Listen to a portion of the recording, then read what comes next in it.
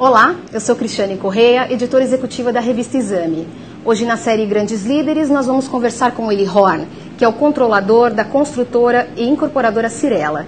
Ele vai falar com a gente sobretudo sobre dois assuntos, a própria empresa e filantropia, que é uma atividade a qual ele se dedica intensamente. Quero lembrar que boa parte das perguntas veio dos internautas do site da Exame. Então, Sueli, obrigada aí por ter aceito o convite para participar da nossa série, é uma honra para mim. A primeira pergunta que eu queria fazer para o senhor veio do Guilherme. Ele pergunta o que o senhor faz hoje para que a Cyrela tenha perenidade e se o senhor pensa em se aposentar. Duas coisas. Quando a pessoa fica com mais idade, o que mais ele pensa no futuro, depois dele, e não para ele. Então, é normal que depois de 47 anos eu pense na Cyrela e queira que ela seja perene daqui centenas, milhares de anos, óbvio. Então penso muito e estamos trabalhando para que isso aconteça. E muito. Tem sido uma preocupação constante e contínua. Eu acho que mais um pouco de tempo já teremos algo funcionando nesse sentido.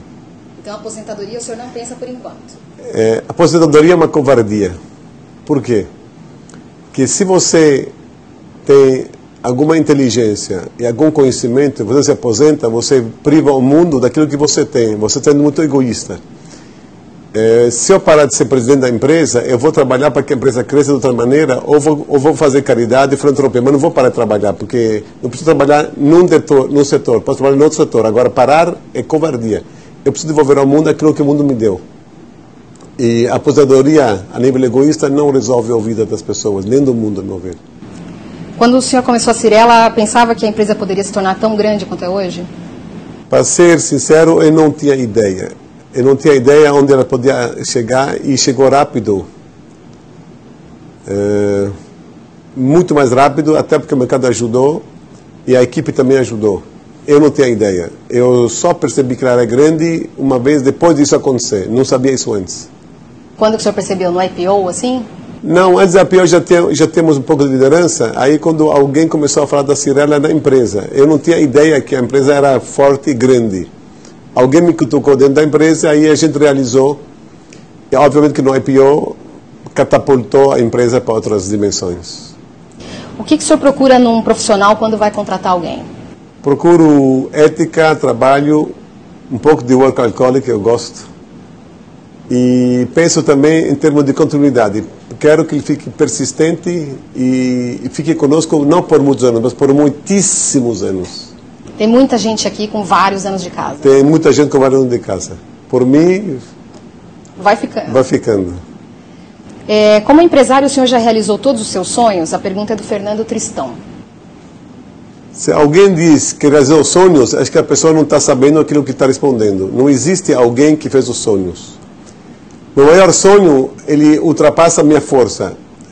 Eu não posso ser feliz se alguém é infeliz ao mesmo tempo. Meu maior sonho é que o mundo inteiro fique bom, fique feliz, que não haja miséria, nem pobreza, nem violência, nem guerra, que haja paz, amor, no sentido pleno da palavra, que não haja fome. Nesse dia, acho que podemos ser felizes. Até lá, eu acho que a felicidade é muito passageira e não é felicidade, porque ela é muito egoísta.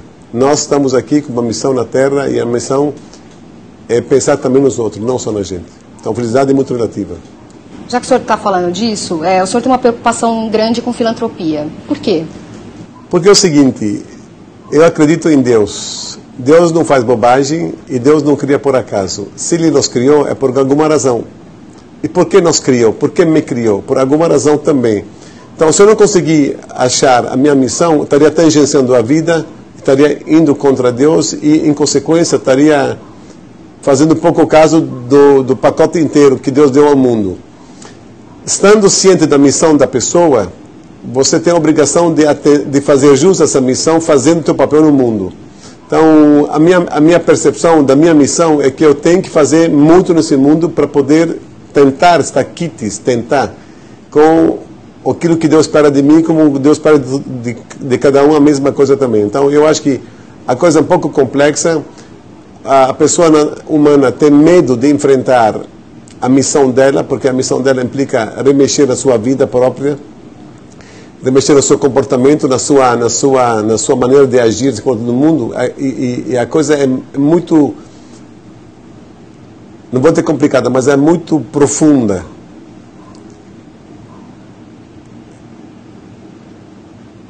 É isso, acho que enfrentar sua missão, perceber sua missão e fazer aquilo que Deus espera das pessoas. Obviamente, essa mensagem, essa percepção de Deus não pode ser torta. É muito perigoso ter uma mensagem distorcida. Tem que saber a sua missão e fazer o bem em consequência. Um médico pode praticar a medicina para quem precisa, um advogado pode advogar em causa de pessoas pobres. Um empresário tem que usar a cabeça dele, o dinheiro que ele ganha, para fazer o bem, já que ele não é nem pedagogo, nem psicólogo, nem médico. Uma jornalista tem que fazer um bom jornalismo, a missão dela é passar por aqui, e fazer o bem. Por exemplo, faz muitos anos eu li um artigo sobre prostituição. Ele me acordou sobre esse assunto. Acho que o jornalista fez o trabalho dele, fez uma missão ao mesmo tempo, que é levantar causas nobres para o bem da humanidade. Então, essa é uma missão. A minha missão, uma, a tua, a outra, e cada um tem uma missão. O problema é enfrentar a missão e poder chegar lá. A minha vontade é um dia tentar chegar perto daquilo que Deus espera de mim. Não sei se vou conseguir chegar, gostaria.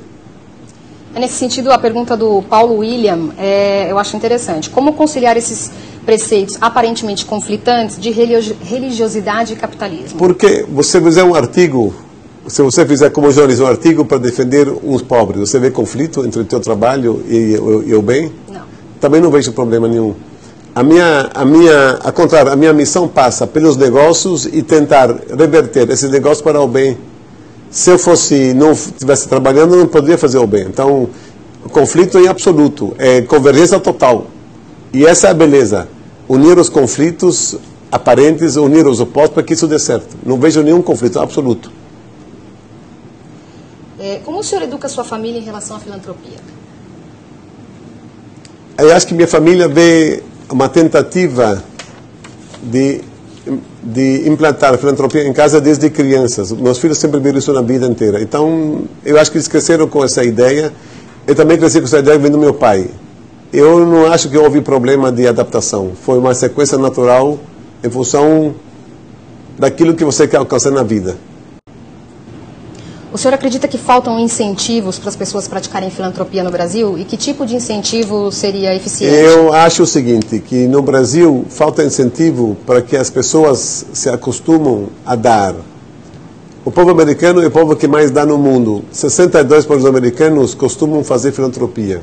Se o governo ajudar, dando incentivos às pessoas físicas e jurídicas de darem, eu acho que isso ajudaria bastante o bem. Porque na hora que alguém começa o bem, ele consegue multiplicar o bem assim por diante. Então, talvez o governo tenha que dar um empurrãozinho para que as coisas comecem. Porque o governo tem o poder, ele pode fazer tudo. E educar as pessoas. Pouco a pouco, eles vão chegar lá. Não tem dúvida nenhuma. Mas essa é uma missão a nível país, a nível povo, a nível do mundo. Não tem como. A Angélica pergunta se a Cyrela, enquanto empresa, pratica filantropia ou se essa é uma coisa que está restrita à sua pessoa. A Cyrela, por ser uma empresa pública, ela não pode se dar o luxo de fazer o que não deve. Então ela pratica o bem dentro da sua limitação. O bem é feito pelas pessoas físicas, já que elas têm o poder de dar vazão ao seu dinheiro ganho. Que empresários no Brasil ou fora o senhor admira? Nesse minuto, pensando em 3 empresários. Acho que no Brasil tem uma pessoa que fez uma fundação maravilhosa, que é a Fundação Bradesco, que deu vida, educação, trabalho, faculdades, escolas, comida para centenas de milhares de crianças do Brasil, que é a Fundação Bradesco, Amador Aguiar.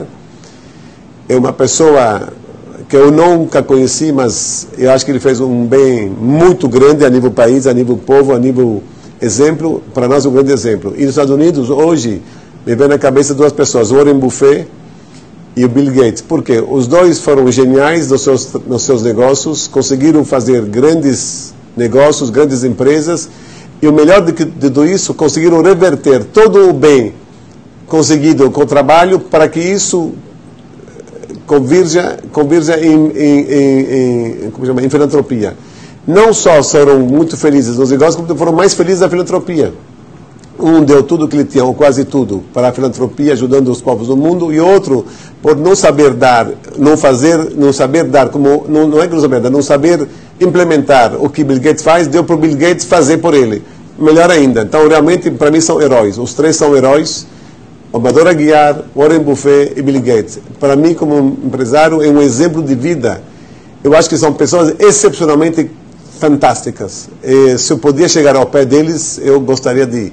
Seria uma grande honra e um ato de nobreza.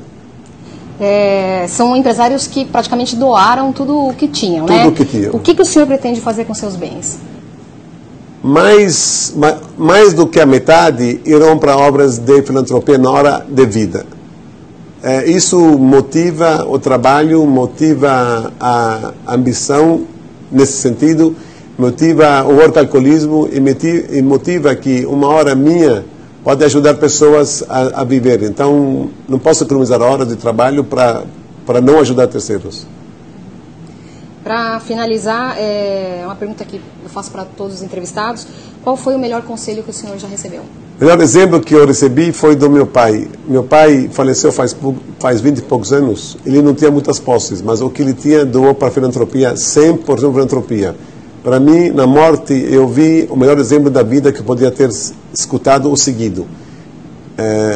Meu pai doou o que ele tinha no fim da vida para obras de caridade. Para mim foi o melhor exemplo, o melhor conselho possível da vida. Não precisou falar nada? Não precisou falar nada. Ele não falou, fez. Isso, eu só dei muito valor ao meu pai na morte, infelizmente. Quer dizer, antes em vida pode ser que eu dei valor, mas na morte eu dei muito mais valor e até hoje isso me impacta, me emociona e me motiva a fazer acontecer. Aliás, com a morte do meu pai eu passei a ser uma melhor pessoa. Justamente em função do exemplo que ele me deu e lembrando as coisas que ele me ensinou, ele e minha mãe também, obviamente. Mas o senhor não sabia que ele ia doar tudo? Sabia ou não sabia, não sei. Eu não tinha certeza, também não me ative a isso, me ative depois. É incrível, a gente dá valor aos pais quando eles morrem. Talvez, meu caso, em geral, não sei, mas para mim foi assim marcante. Me lembro que uma vez, 2 anos depois da morte do meu pai, estava contando com alguém falando do meu pai e eu chorei. Não chorei na hora da morte, chorei muito tempo depois. É sinal que a emoção demorou para chegar, mas chegou. Repito, é o melhor exemplo que eu tive na minha vida, porque é alguém próximo a mim. Tá bom, obrigada pela entrevista.